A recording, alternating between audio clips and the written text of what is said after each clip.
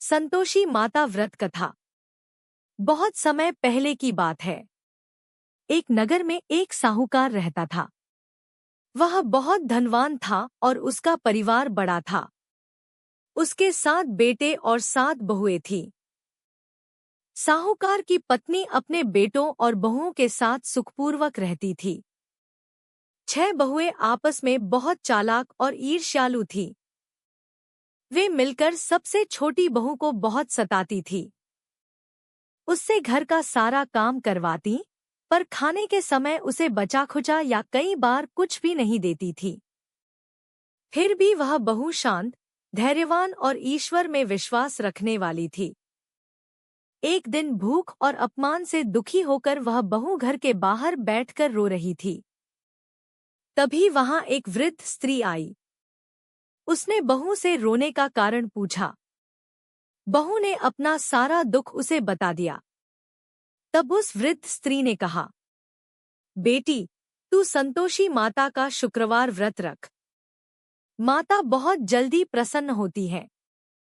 सच्चे मन से व्रत करेगी तो तेरे सारे कष्ट दूर हो जाएंगे। बहू ने श्रद्धा से उस स्त्री की बात मान ली। अगले ही शुक्रवार को बहू ने प्रातः स्नान किया और सच्चे मन से संतोषी माता का व्रत रखा। उसने खट्टा पदार्थ नहीं खाया, गुड़चना का भोग लगाया और माता की कथा सुनी। कुछ ही समय में माता की कृपा से उसके जीवन में बदलाव आने लगा। उसके पति को व्यापार में लाभ होने लगा। घर में धनधान्य आया। सबसे छोटी बहू का मान सम्मान बढ़ने लगा। यह देखकर 6 जेठानियां जलने लगी। वे सोचने लगी कि यह सब इस व्रत के कारण हो रहा है।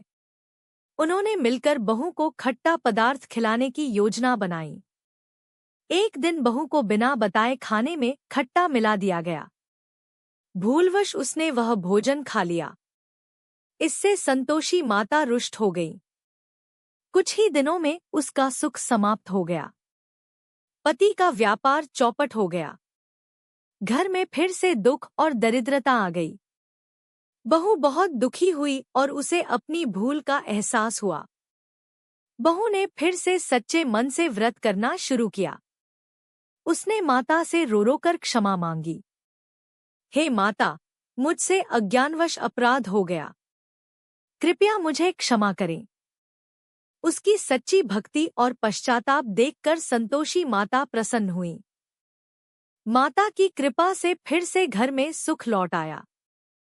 पति को व्यापार में पहले से भी अधिक लाभ हुआ।